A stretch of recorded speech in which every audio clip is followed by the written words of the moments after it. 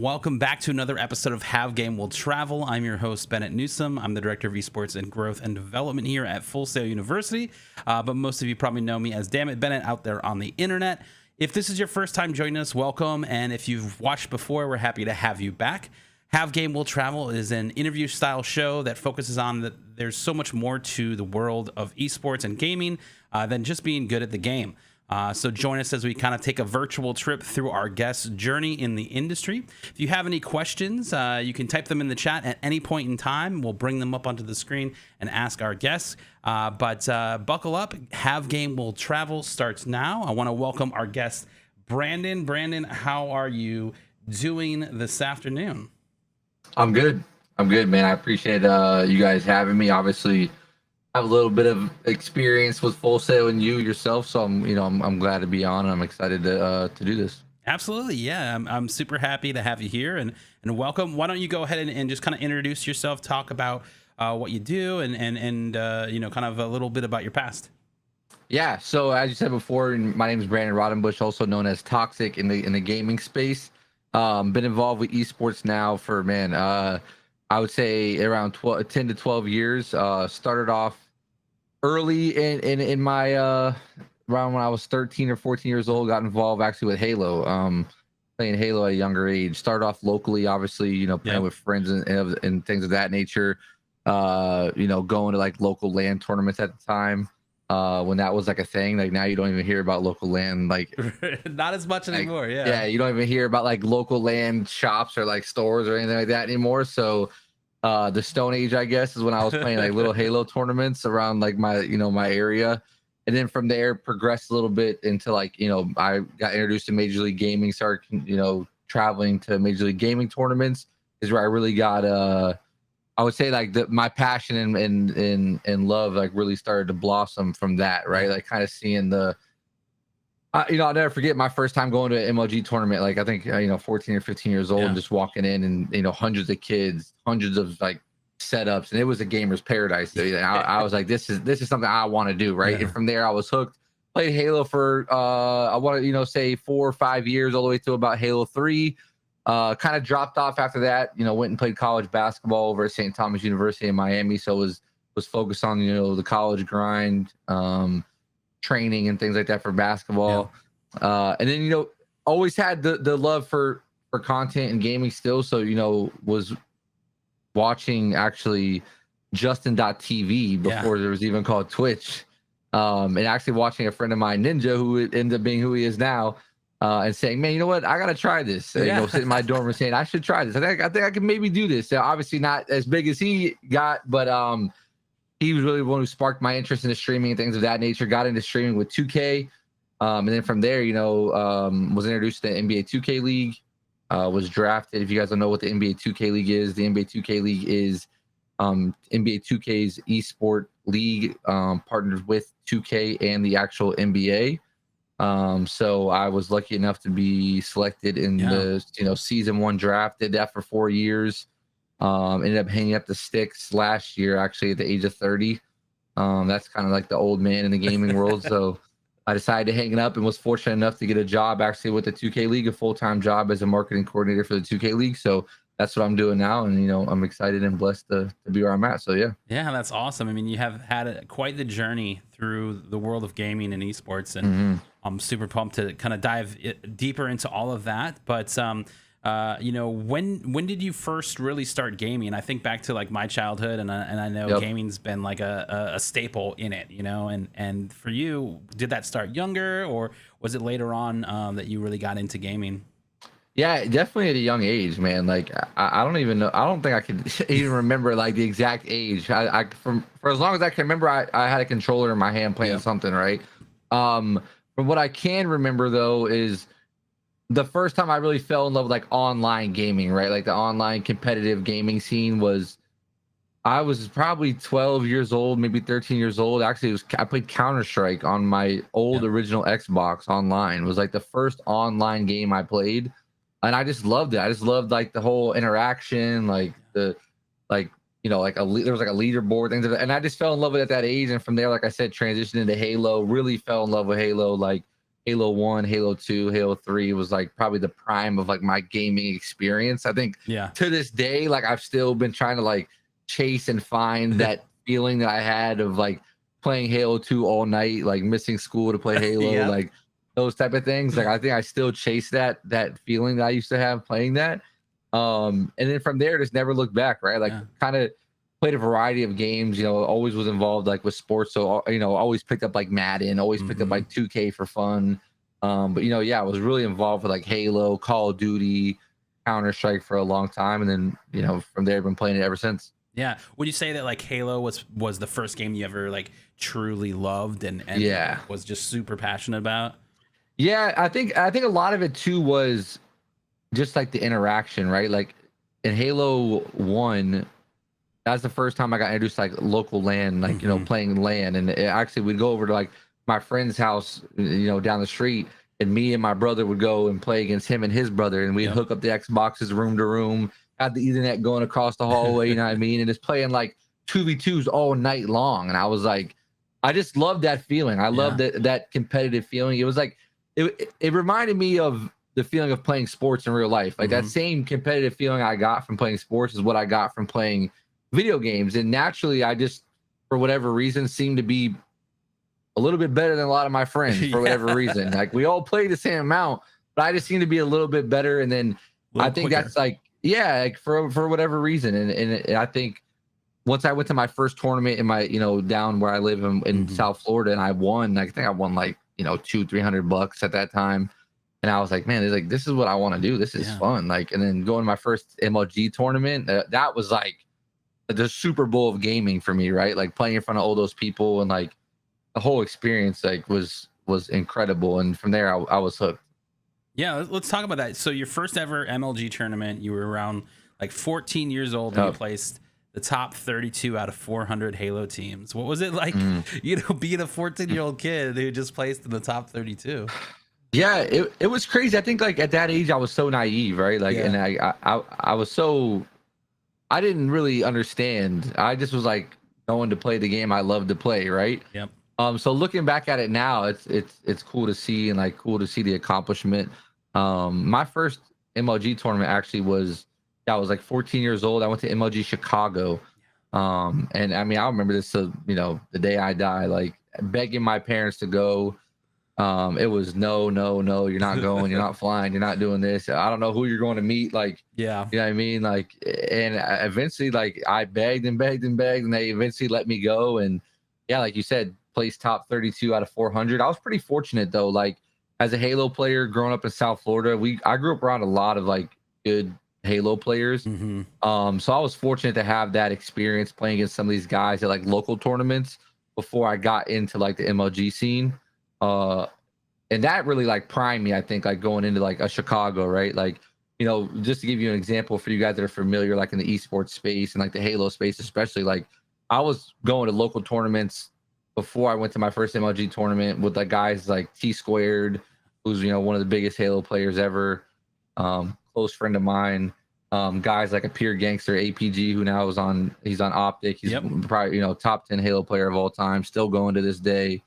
You know, tons of guys, you know, guys like Legit, who played on Straight Rippin', and like all these other guys so that experience, you know, playing against those type of caliber players before I even went to these big tournaments, I think really primed me and got me ready.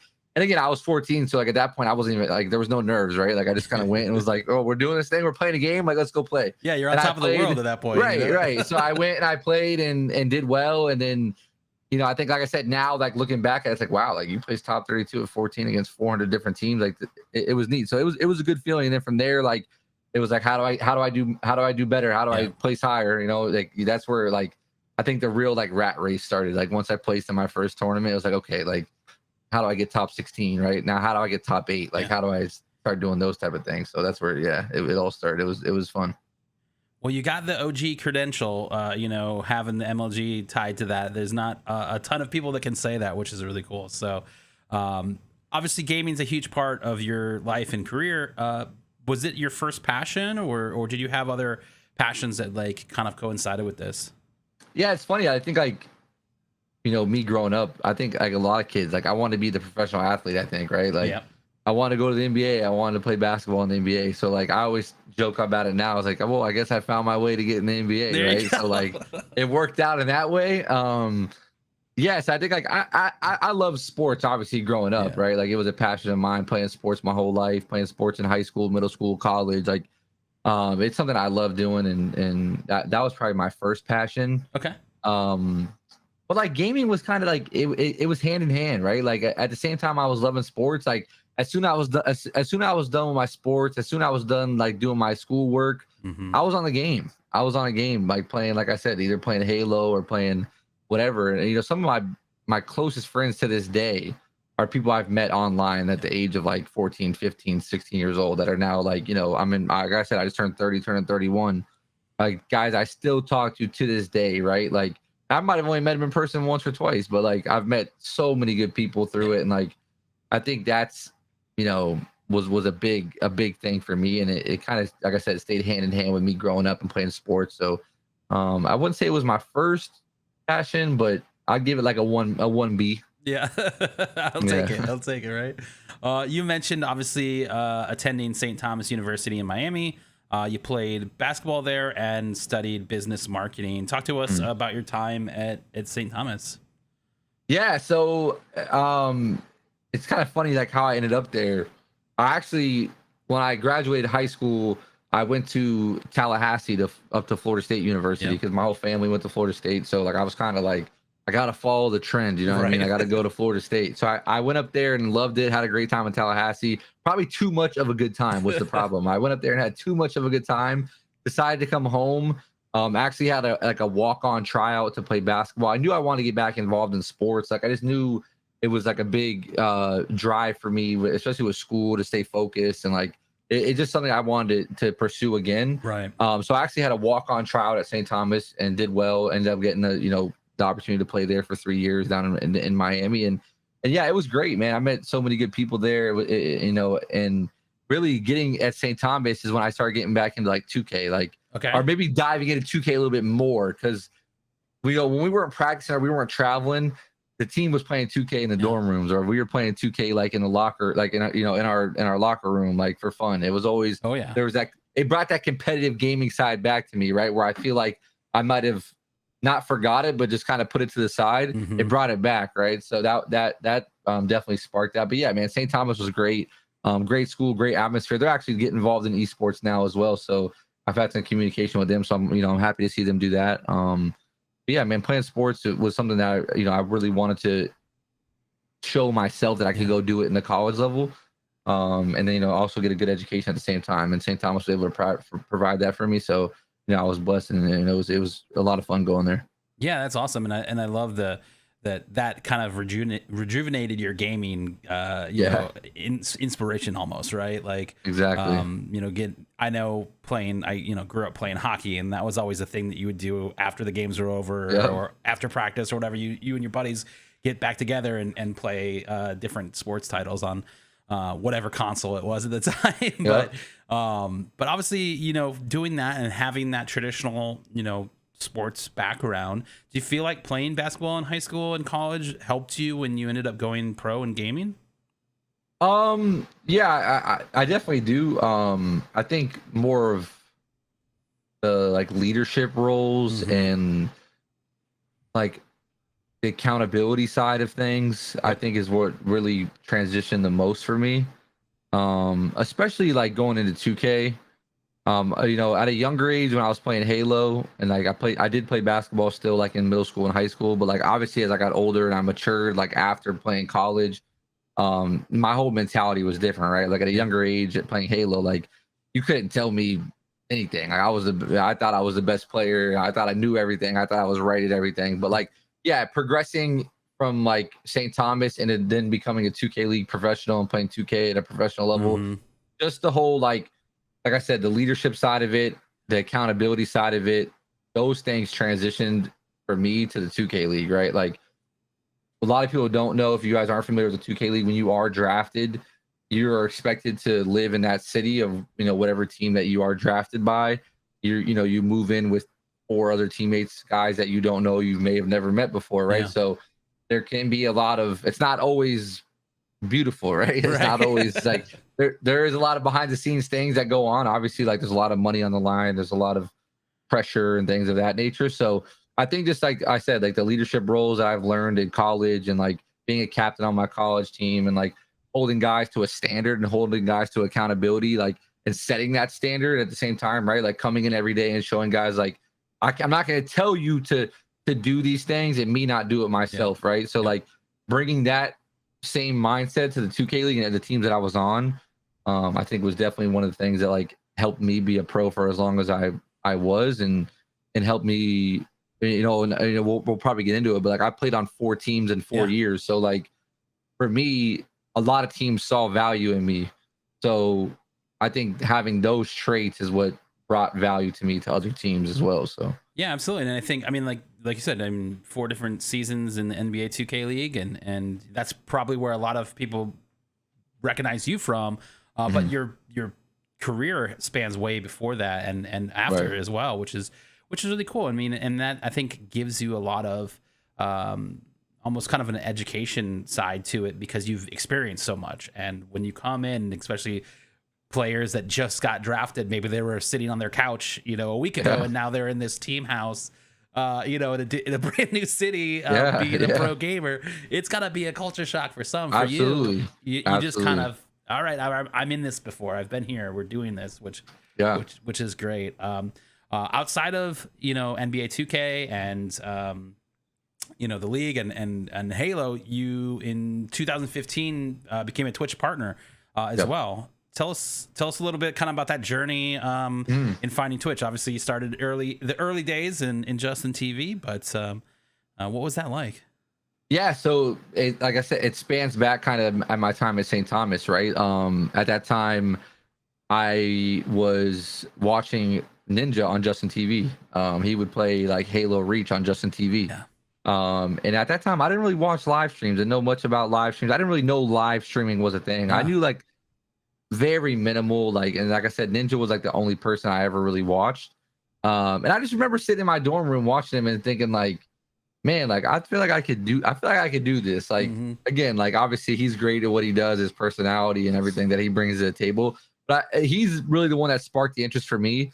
And then I got involved in like 2015 is when I first started streaming.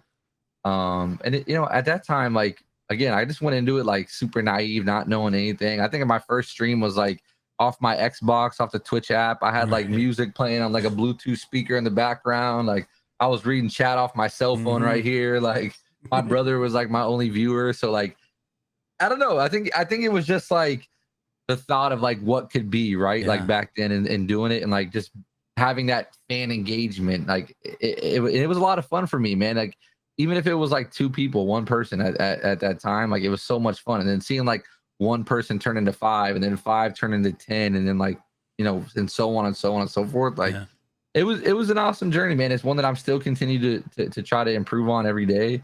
You know, 5 years down the road, 6 years down the road, I'm still trying to improve on it. So it's great, man. I think it's been super challenging. It's something that has brought the best out of me, I think, especially on like my creative side and like you know, it reminds me as well as like building those friendships and those relationships I did like in gaming, right? I've built some amazing, you know, friendships and connections with people who've just come through my stream, right?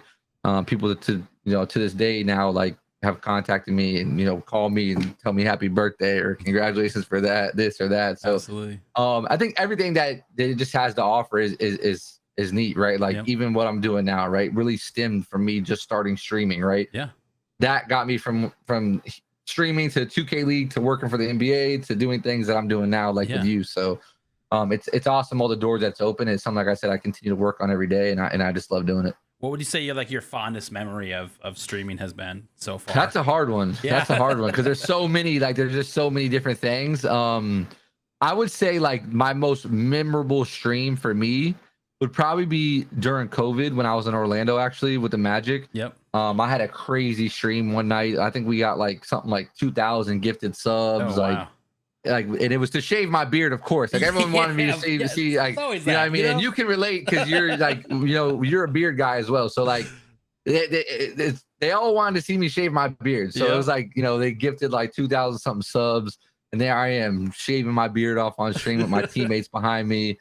And I'm looking crazy actually. Like it's if you do a little bit of research, you'll find a photo somewhere. We're gonna find it. Yeah, you'll find it. And you know, that was just a lot of fun, man. Like the chat was having a great time. I was having a great time. My teammates were there with me having a great time. Just having like everyone have that experience. And it wasn't even like us playing the game, right? It was just like having the camera up and like chilling and talking to hundreds of people. So I think for me, that was the most memorable. For like, you know, a good reason, right, and a bad reason because I had to shave my beard, but it is what it is. But yeah, that one was one that I'll never forget. Yeah, like, you know, those types of community engagement and like moments on Twitch that you get to share with people all over the world. You know, it's such a cool and like unique thing about Twitch that you just absolutely love. So you mentioned in your intro kind of you talked about in 2018 you were a small group of players that were selected to be part of the inaugural draft class for the NBA 2K League very first season. What was it like, you know, being able to be like, whoa, I just got drafted to the NBA 2K League? Yeah, man. So like for me again, like at that time I was streaming. That was like my first year of really taking streaming serious, I would say. And hearing about the 2K League, I was like, yeah, that's not a thing. Like, you know, and I'm coming from Halo, so like I'm thinking like, nah, like, you know, there's no esports league backed by like the NFL or the NBA or like you know, a professional league. And then, you know, it ended up being a real thing. And then I remember like my viewers actually pushing me to try out, because I had at that time like no real goals to go for it. I was focused on just streaming and having fun. And my viewers actually were the ones who were like, man, just give it a try. Like it'll be good content too. And like that's where they sold me. They sold me on the content part. So I was like, all right, you know what? I'll do it for the content. That was the excuse. I'll do it for the content. So I did it for the content. I actually ended up doing really well in the combine. And there were 72,000 kids who tried out in the combine. And only 102 kids out of 72,000 actually made it to the draft. That's insane. And again, like through that process, I really had no expectations of making it. And I made it, which was actually wild. I remember the day I got the phone call. I actually got the phone call. I was asleep and I didn't pick up the phone. And then I remember getting a text from my friend who was like, did you get a phone call? Like I got a phone call from New York. I made the draft. And I saw I had a missed phone call from New York. So I started texting this number back like, hey, I'm here. Like, give me a call back. Let me know what's up. So, you know, about 5-10 minutes later, they gave me a call back and, you know, tell me congratulations. I had made the season 1 draft. And like I said, 102 kids made it out of 72,000. And, you know, season 1, I was lucky enough to be drafted by the Cleveland Cavaliers, Cavs Legion GC. Shout out to them. I absolutely love everyone there. Loved my time in Cleveland. Awesome place, awesome experience. It was neat, man. Like, you know, we'll talk a little bit about like the draft process. So once we were selected to be a part of the draft, there was actually a live draft in New York City that you could attend. I chose to opt out of that and celebrate it at home with family and friends because I had such a large amount of people who want to be a part of it. Yeah. So we had like a little draft party at my house, right? So I had, you know, 5 or 10 of my closest friends, my mom, my dad, my brother, my grandparents, like all sitting around watching the TV, like as if this is like a real draft. Like, I mean, it is a real draft, but you know, right. But you get what I'm saying? Like people hear this and they think like, was he really like he's going? I had family members like calling my parents being like, Brandon's going to play in the NBA for the Cavs. And I'm like, yes, but no. Like, let me break it down to you a little bit more. But yeah, so like I had family and friends over for the draft. Funny enough, before the draft started, you know, we do interview processes with teams that reach out to us, obviously to get to know us a little bit better. You know, for them to have their, you know, their info for who they want to draft. You know, I went through probably 10 to 12 interviews. I remember, you know, having my grandfather over my house and him asking me what teams really stuck out to me the most. And so I gave him a list of team names, Cleveland being one of them. And lucky enough or funny enough, he's from Cleveland and hadn't been to Cleveland in like 30 something years. And I remember telling him, I said, if I get drafted to Cleveland, I'm going to fly you out to Cleveland with us so you can go back and see it. And, you know, I got drafted to Cleveland. I flew him and my parents out. And it's like, it was actually a crazy experience. And I, you know, it's something now that I look back on, like, I'm super appreciative that I got to experience.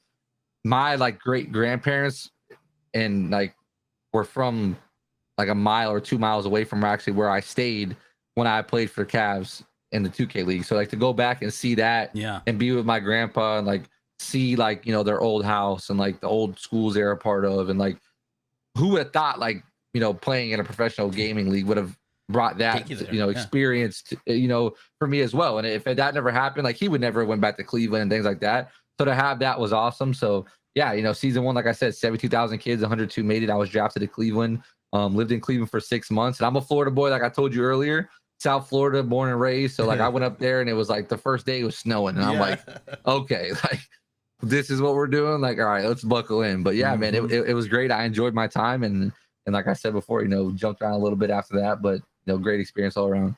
Absolutely. And let's talk about your parents real quick, because I think that's an important key part of this is your parents have been like extremely supportive of your gaming career. What was like their reaction to all of this? You know, you just got drafted. What was that like? Yeah, well, like I think it starts back like in that Halo days, right? Like I said to you before, when I first approached them and said, "Hey, I want to go to Chicago," and I was 14 years old, and my mom said, "Absolutely not. Like you're gonna get, you know, someone's gonna take you or something." Like, snatch you up. Right. So they got to where they're a little different from a lot of people's parents. They got to experience that at an early age, right? Like after Chicago had happened, I came home okay, and my parents were like, okay, he's actually at a gaming event. My dad had actually gone with me to a couple MLG tournaments after that. Like Charlotte and like Orlando. Obviously, there was a lot that we had a lot of events in Orlando. My parents got to go see that at a young age, so they kind of knew that this was a real thing, but not to the level that I got to with the 2K League, right? So once I was actually drafted, I think they were just as surprised as me. Like they're like, "This is really happening, right?" Like, and when they flew out to Cleveland with me and they saw like the apartments they put us in. I mean, downtown Cleveland.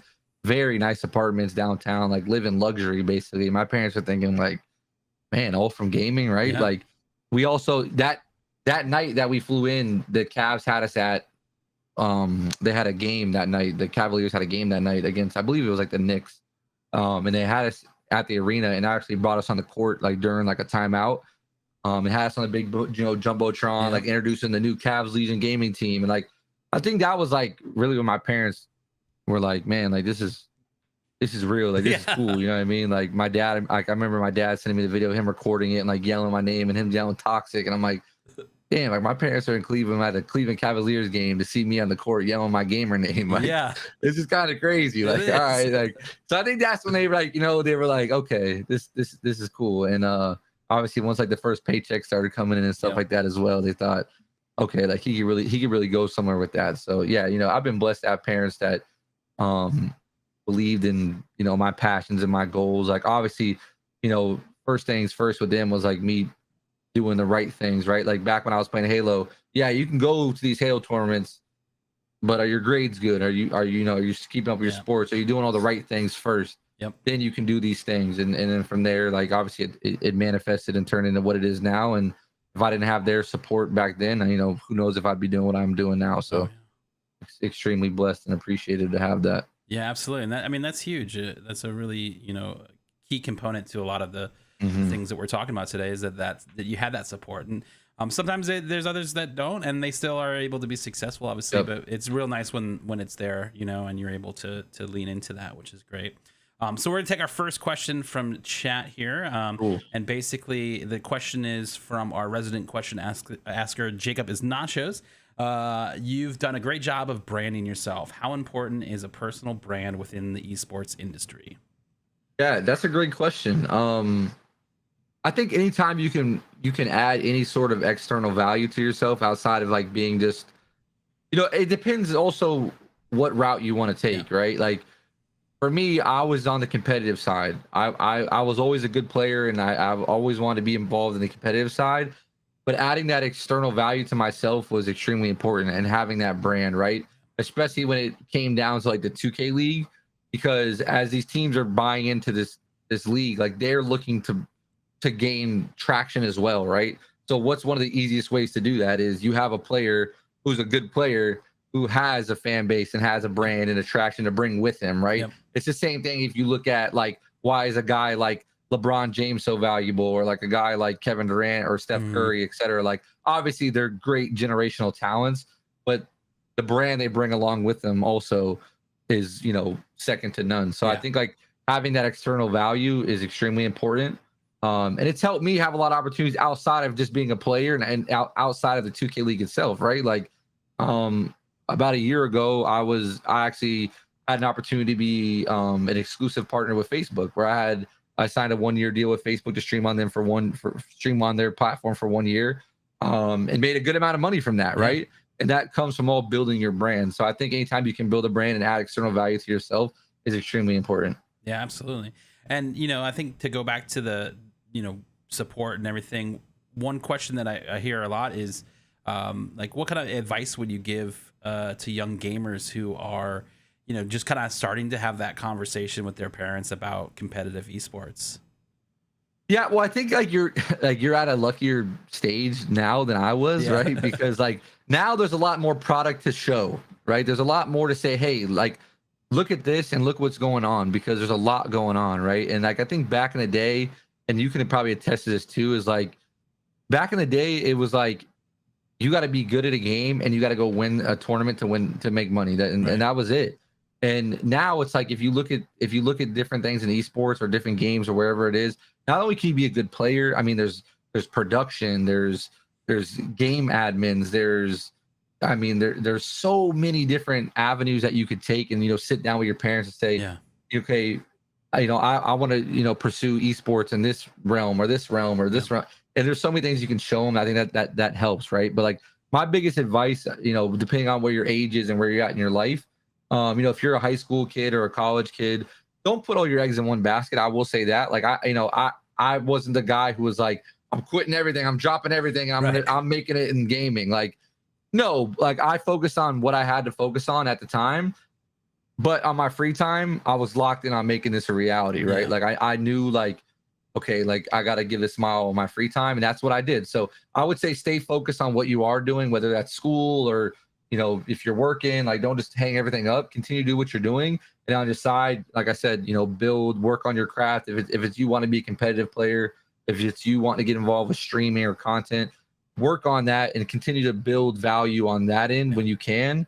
And eventually, if it's able to turn into your, take over as your main priority, then you can transition into that like I did. So yeah, absolutely. And kind of have it as your hobby, the fun thing that you do. And then when it becomes not a hobby anymore, then that's when it is a time, right? Exactly. Awesome. So obviously we talked about this earlier, but you played 4 seasons, including the Cavs, Grizz Gaming, Magic Gaming, and the 76 Gaming Club. Do you have like a favorite moment from any of the seasons that you played? Yeah, I think like they all bring a different moment, right? Like obviously season 1, like getting drafted the first time, right? Like there's no feeling like the first time, right? And I was drafted 3 times, so like I have an experience there. For you guys like that are a little confused, because we did say I played on 4 teams, so I wasn't drafted to Orlando.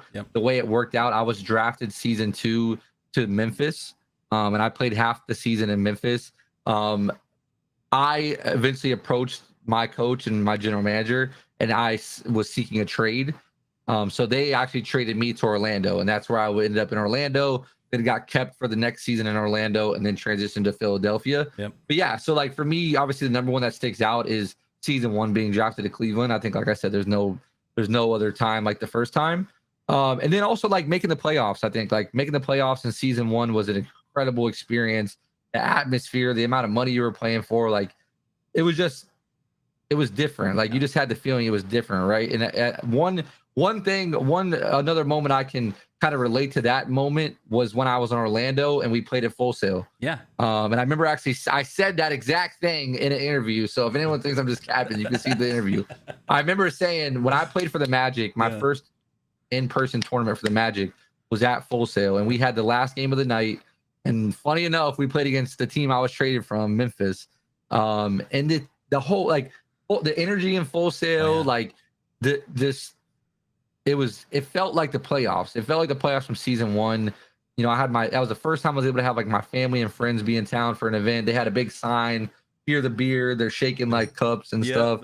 We had we had like the Magic staff in town, or like come out to the event as well. And for me, that was the biggest moment I think when I was with the Magic that stood out the most was playing in Full Sail.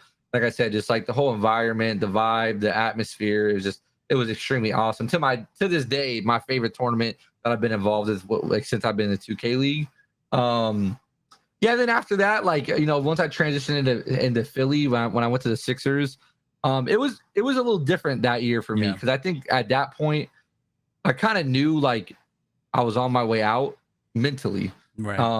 So I don't know how locked in I was that season. Listen, anyone from the Sixers that watching, I apologize. Like, I love you guys. No, I kind of knew like, okay, it's time to like look at transitioning, right? If I can.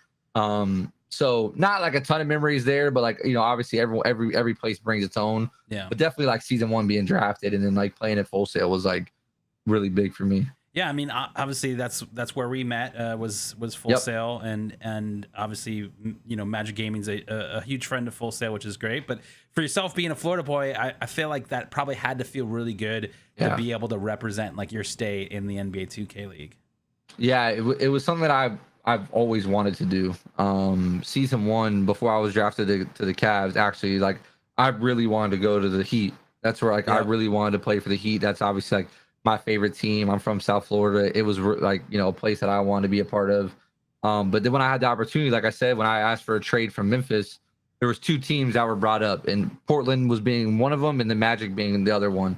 And I knew right there, like, okay, like this is an opportunity for me to go home. Like, let's do that. Like, I want to do that. And it was just different, man. Like, I think my approach, like the day-to-day, everything was like, I want to do so well, because not only was I like representing a team that I grew up being around as well, like watching the NBA with the Heat and the Magic, like, but also like knowing, like, especially with Full Sail, like having my family there, my friends there, and like it was just a different feeling. It was a different feeling knowing I was representing my home state, and it was something I always wanted to do. So that was awesome. I mean, that was something that, like, if I could have been with the Magic forever, I would have been with the Magic forever. So yeah, I mean, absolutely loved being able to represent my home state and be with the Magic. Now, you're also the founder of iBallEmpire. Tell us a little bit about that connection and its connection with NBA 2K. Yeah, so iBallEmpire is a esports organization that I started. Look at it as like an optic or a phase type deal. Right. Obviously not to that, not where yet. They're at, but that's right? The goal. And we wanted to create something similar in the 2K space. So that's something that we put together back actually in like 2K17. At the time started as just like a group of people that wanted to play together and kind of rep the same name and rep the same brand. Kind of like an Optic and FaZe did back in the day, right? Like they were known for like just playing and doing trick shots and like different things like that. And so we kind of had the same outlook, right? We just wanted to start something where we could rep the same name. We could go play in the park and like be the best people in the park. And everyone's like, oh, who these eyeball guys? Who these eyeball guys? And that's where we started. And then from there, like years down the road, I've transitioned it, adding like content creators, adding, obviously 2K League professionals and different, other skilled players involved in the 2K space. And from there, like now where we are now, we have people from a whole design team and, creative team of about 15 people. Multiple of them working within the NBA and the 2K League. We have people working for like the Atlanta Hawks, the Warriors, the Charlotte Hornets. Actually, one of our designers works directly for ESPN now and does stuff for like First Take and things like that. So, and then obviously like with our players as well, like being involved in the 2K League. We also have a lot of big partnered Twitch streamers, and then players that have transitioned to jobs within the league like myself and others. So from where we are now and where we're trying to go is, like I said, just continue to expand and add talent and add versatility to the space. We look for players that are, obviously skilled players, but also bring like a creative side, right? Like, and we talked about that a little bit earlier, right? Like how important is building a brand, right? So like when I'm looking for people to be a part of it, that's what I'm looking for too, right? I'm looking for not only someone who's really good at the game, but someone who brings that creative side, that brand side, the content side, because we're in such a content driven world now that like the doors can open with content. And so I think we're really focused now on like working on content, honing on content and ironing it out, whether it's like YouTube, Twitch, TikTok. I mean, there's so many different things now that you can do. So that's kind of where we're at now, and we'll see where it goes from here.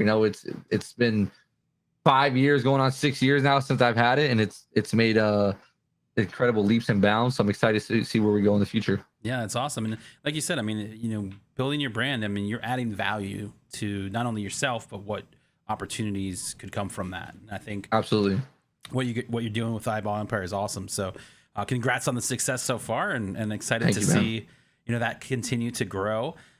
You talked about your time at the 76ers and it kind of feeling like it was coming to an end. And so December 2021, you closed the chapter on your pro gaming career as you announced your retirement. What kind of was going through your head around that time? Yeah, a lot. I mean, a lot. Like I said, I had a good idea of like what I wanted to do, but it's never easy like closing the door, right? Like it's never easy, hanging up the sticks. And to this day, even now, like as an employee, when I go to my events and I sit there in the stands and I'm watching like the guys walk out on stage and play on stage, I'm like, man, like, should I give another crack at it? Should I try to get drafted again or what? Like, so like that will never go away, right? Like that's never going to go away. That's just embedded in me. That's in my DNA, the competitive side of me. But I just knew like the day to day for me, especially like in the off seasons and like the tedious like schedules and the practice and everything that went behind closed doors, I just didn't want to do that anymore. So I knew like for me and like for any teams that were interested in me, I didn't want to waste their time and not be able to give them who I knew I could be as a player, and a person for the organization first and foremost, right? Like, and so for me, I just knew and I saw an opportunity. And listen, it had been something that I've been looking at doing since I first got into the league, season 1. Like, I knew, and I think this was maybe, a part of me going into a little bit older. I think when I was drafted, I was like 25, and now you're seeing a lot of kids get drafted like 18 19. Yeah. Right. So like for me, I knew like, okay, you can't play forever, right? So like what's after playing? Yeah. And the one thing I knew was like I wasn't gonna go back to having a normal job because I had already experienced this. So like you can't go back to normal. There's no going back to normal. Yep. So I was like, I can't go back to normal. So I knew like from season 1, like that I wanted to use this as an opportunity to springboard into something bigger, and something more long-term, something more concrete. And so from there, that's where like the networking came in, right? Like building relationships from day 1 all the way till season 4 of being with Philly.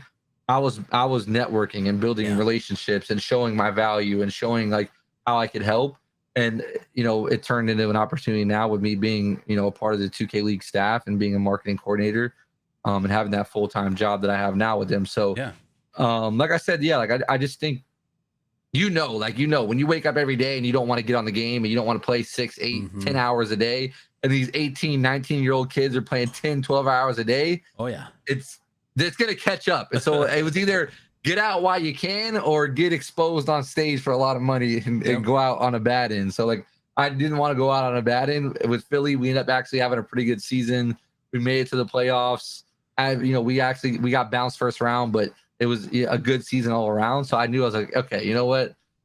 Let's not try to keep chasing a championship because we might not ever get there. Let's take the opportunity that's coming, that's here for us now, and just close that door and open this new one and look forward. And that's what I did.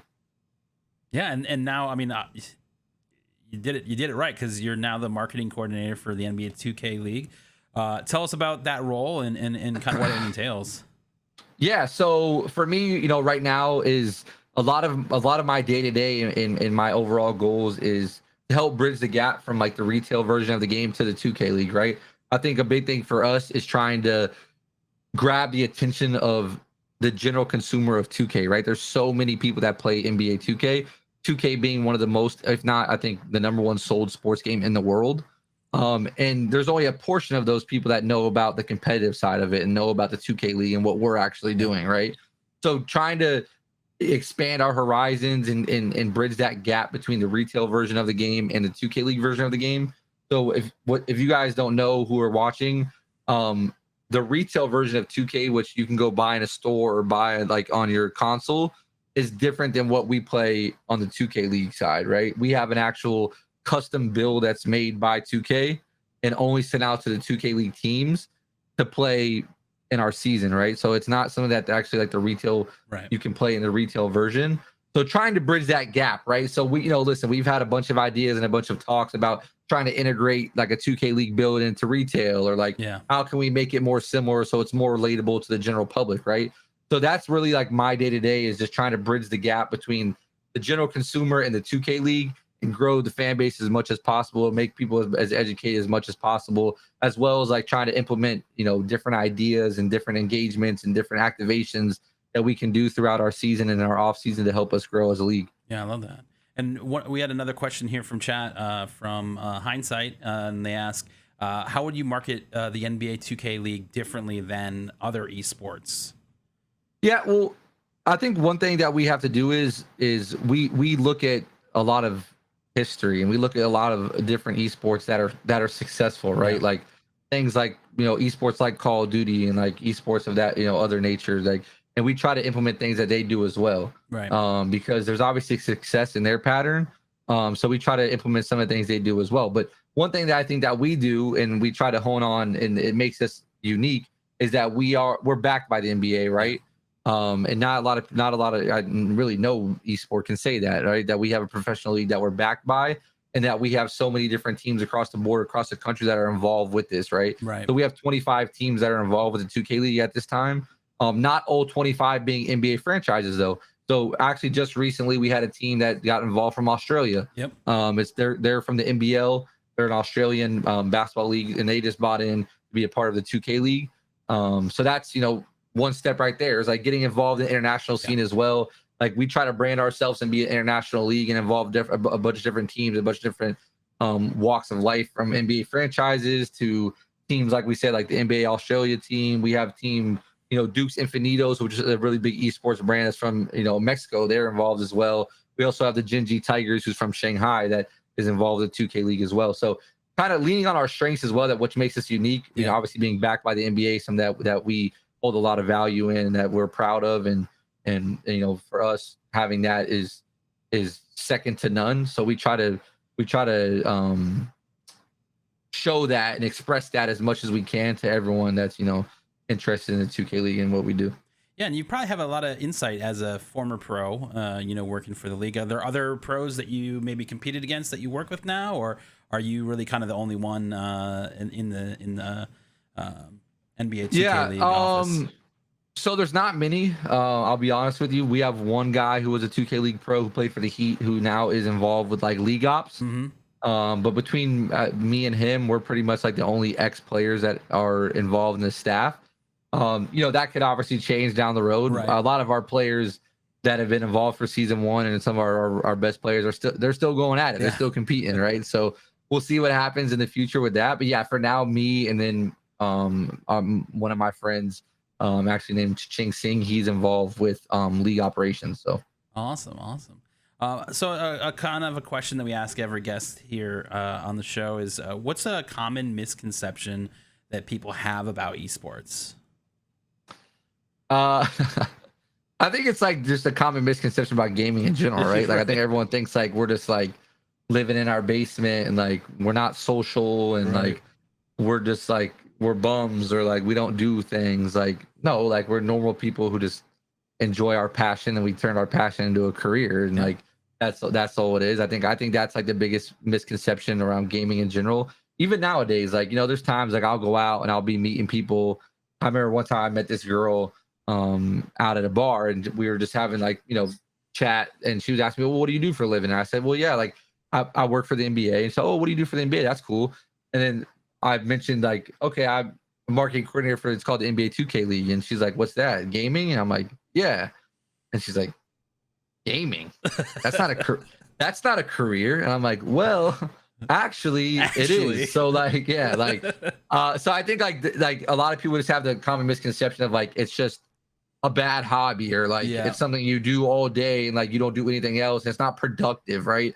If you're just sitting on the game, you're not being productive. Like and so I think that's like the biggest common misconception that is actually getting better. I think people are starting to get more educated around it and see it. Like for us, especially, I know during COVID as well, like we had games on ESPN, right? Yeah. So like I remember during that time as a player, I was with the Magic having our games on ESPN. I have family and like different friends in different states. Like, hey, I'm at so-and-so restaurant, and is this the league that you're a part of? I'm like, yeah, like so I think like the further we're getting, we're starting to see it become more normal. Oh yeah. But yeah, I think like the common misconception is that we're gamers, we don't get sunlight, we don't go outside, we don't talk to people, we're just on the game all day. So like, yeah.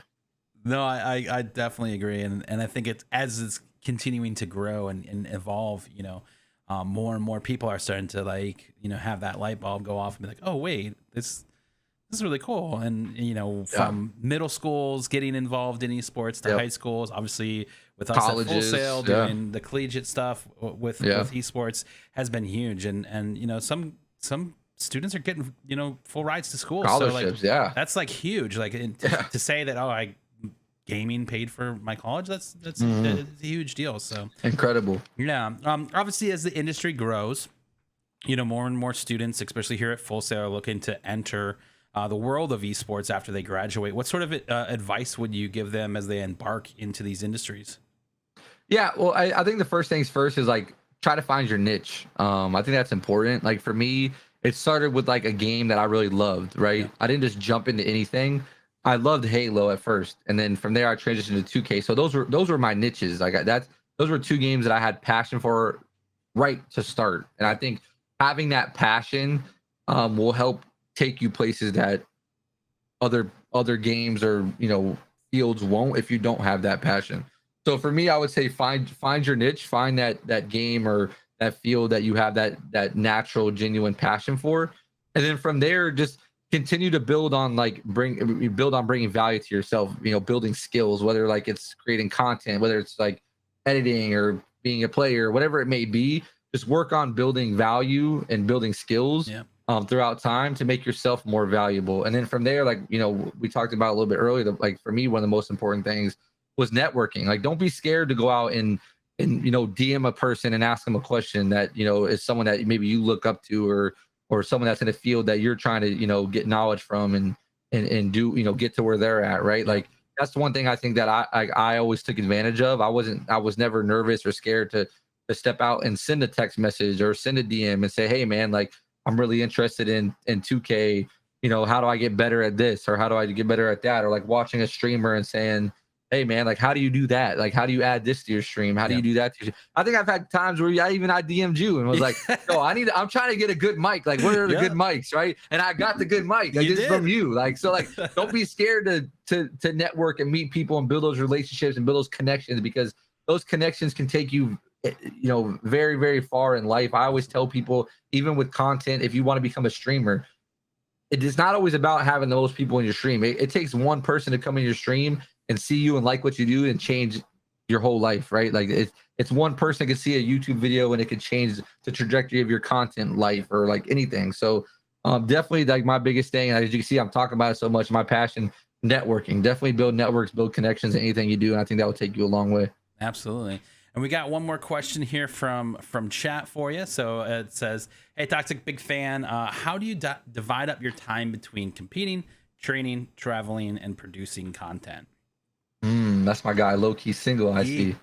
Yeah, that's my guy. Shout out to Single. He's actually someone I met through Full Sail, who's been like one of my day one supporters, someone I talk to on like a personal level all the time. So that's my guy. But yeah, to answer your question, you know, listen, I'll be honest, it's not easy, right? Like I think the biggest thing is you have to manage your time well, right? Like especially now with me transitioning into like a full-time role with the league, it's not as relaxed as being a player, right? It's not just like, okay, I can roll over in bed in my pajamas and jump on and just start gaming. I think you have to work on managing your time and making the little things important. Especially like for me, it's different for everybody, right? Like for me, especially taking that 1 or 2 hours a day to go to the gym, right? For me was important because when I do that, it clears my mind. It sets me up for the rest of the day for success, right? I go to the gym, it clears my mind. I come home, okay, now I can focus on doing this video. Boom, I can go focus on doing a stream. I can focus on getting my work done, whatever I need to do. So having a schedule, a plan, and dividing your time, you know, equally across everything that you do, I think is important because you need balance in everything that you do. You know, if you sit there and do streams for 10 hours a day for a year, you're going to go crazy. I promise you. Yes. I've done it. I'm sure you've done it as well. Like, you will go crazy. And that's with anything you do. Like, if you're putting 10 to 12 hours or whatever amount of time into one thing too much, it's going to become too much, and you're going to become a little bit overwhelmed. So work on dividing your time and spacing your things out, and to have that balance is really important. And it helped me see extreme success and value in everything I was doing across the board, instead of seeing a lot in one thing. So that was what's, you know, really important for me.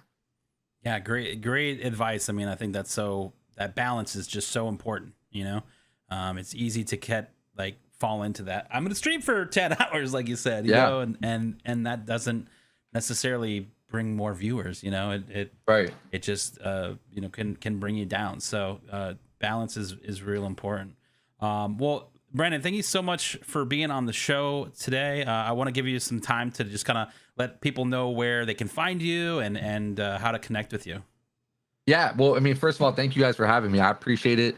Always been a big fan of yours since I met you and in Full Sail. So I appreciate you guys for having me. It's an honor, and you know, anytime I'm here if you ever reach out. But yeah, you guys can follow me on social media, especially like Twitter, Twitch at ToXsiK. You see behind me, like ToXsiK. You can follow me.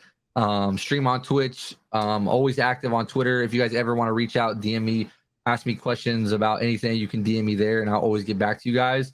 As well, I upload content on YouTube as well, on ToXsiK on YouTube as well. So those are like the 3 main platforms that you'll find me. So like I said, feel free to reach out. I'm always open to answer questions and help you guys out as much as I can.